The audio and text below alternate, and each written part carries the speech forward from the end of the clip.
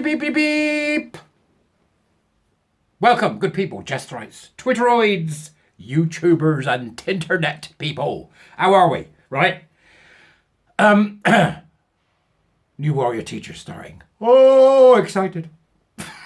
Beyond excited. I love this part. I love this bit. Get me in the room. Get me in the room. That's what you got to do. Get people in the room. Had the loveliest letter yesterday from a Warrior Teacher, talking about what they'd done and how they managed to do it. Just amazing. This is what we like to hear. You see, one person at a time, folks. One person at a time. That's how we do it. I'm on the espressos this morning. It's a quadruple. Just to keep me going, because it's 3 o'clock in the morning. But let's get straight ahead here with how trans activists captured the hate crime agenda. Now, this hate crime nonsense that's going on in Scotland is being written about here by a number of people in what's called Artillery Row, which I've covered before. This time we have an article by Kathy Murray, Lucy Hunter Blackburn, and Lisa Mackenzie. My thank you to those three. And this is from the 19th of March, 2024. Ahead of the Hate Crime and Public Order Scotland 2021 coming into force on the 1st of April, the Scottish Government has launched a public information campaign, Hate Hurts. This is insane, isn't it? Right? Hate is a perfectly natural human emotion. Imagine if they did a campaign called Love Hurts. Oh, that'd be a song, wouldn't it? Who sang that? Love hurts. It's awful. Love hurts. It really is a pain. Or something like that. Do you remember it? Love hurts. Right. Showing the impact of what it terms hate crime and encouraging complainants to come forward. Oh, this is trolling. And those of you that know what that term means will know exactly where it leads. This is trolling. The campaign is light on detail on the new law, a stakeholder toolkit. A stakeholder toolkit. It's just like something out of the, critical social justice bum, innit? Explains stirring up racial hatred will be extended to cover all other categories. No, we'll just do this one. We'll just have this hate crime. There'll never be any more. It says it will now cover all other characteristics, but provides no detail on what stirring up hatred actually means.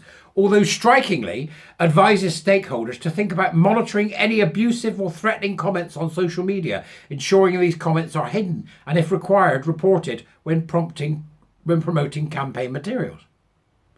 The difficulties with the Act are well rehearsed. Once in force, Police Scotland faces a potential deluge of complaints relating to stirring up hatred based on transgender identity, relating to differences of belief on sex and gender.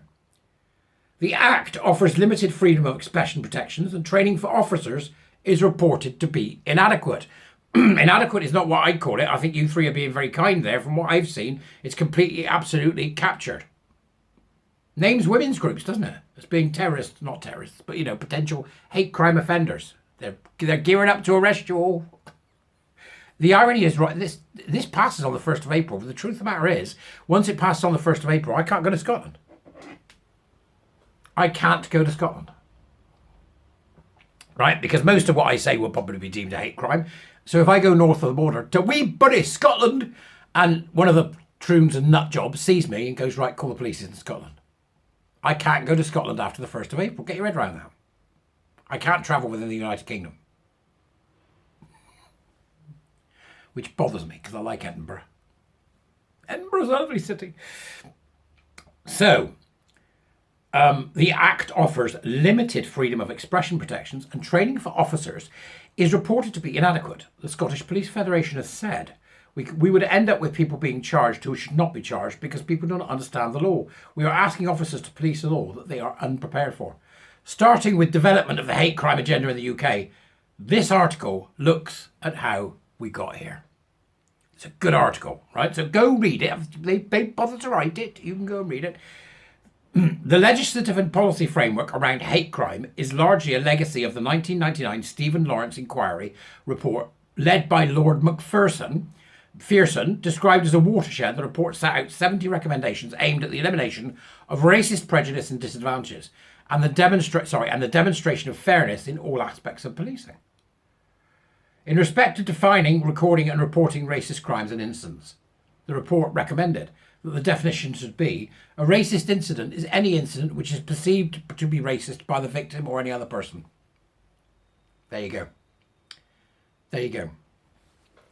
Go read the rest. Murder of Stephen Lawrence was a terrible, terrible thing. I read the report. I read the Macpherson report years ago when I was working in areas where it was necessary to understand it. But that's your problem right there. It's sad, isn't it? Sad. This is about the road to hell being paved with good intentions, and that's the good intention gone wrong. A crime is not a hate crime, for what that means, is not something that is perceived to be a hate crime. A hate crime is either a hate crime or it's not, like burglary. I don't believe in the concept of hate crimes. You know this because we've had this discussion before. I simply don't believe it. I don't believe in the concept of hate crimes. I don't want to see hate crime riders on crimes. So people go, right, what did this man do? Well, this man smacked somebody on the back of the head with a beer bottle outside one of the pubs. And why did he do it? Oh, they had an altercation. Apparently he spilled his pint. Right, okay, well, why is it a hate crime then? Because when he hit him on the back of the head, he said, there you are, you're done, puffed her. Right, okay. So that's what he said. Oh, right, in that case, we'll give him another 2 months because he said the word puffed her. We need to stop this nonsense. You hit somebody over the back of the head with a bottle, I expect to see the police do what the police do and the judges do what the judges do. And I expect to see the sentence be one that is appropriate according to the musings and judgings of the judge. That's what we have judges for. We trust them or not. That's why I'm against mandatory stuff. Leave it to the judges. Right. Now, if we've got to a situation where the judges are captured and the judges can't think straight because of critical social justice, which is quite possible, then we've got another problem altogether. The least of which is whether or not somebody's committed a hate crime. Hate crimes are speech crimes, are speech laws. Get your head around it. They're speech laws. Somebody shouts at me, puffed her, I shout back, half-wit. Right? Or if somebody hurts me but does so and then calls me a faggot, then they've done that because they called me a faggot. They've not done it in order to apply it to some hate crime thing. It doesn't need to be there. The judge can deal with it. Right, 10 years. The judge can deal with it. I think all hate crime legislation of any sort needs to go. We should not be policing people's speech. End of story. All hate crime legislation needs to go. I don't know what you feel about it, but I'm sure you'll let me know in the comments. From my perspective, this is a dreadful law and one that means that I can't travel to Scotland, and nor can many other people. And we might want to get our head around that we are now restricting movement on the back of the lunatics in the transgender lobby and their Fruit Loop allies and companions in HR and everywhere else. That's what's happening. Restriction of movement by having laws in our land which are unfit for purpose and which make up categories like transgender in order to make people feel better. I'll see you later, all right? Have fun, but not in Scotland. Bye.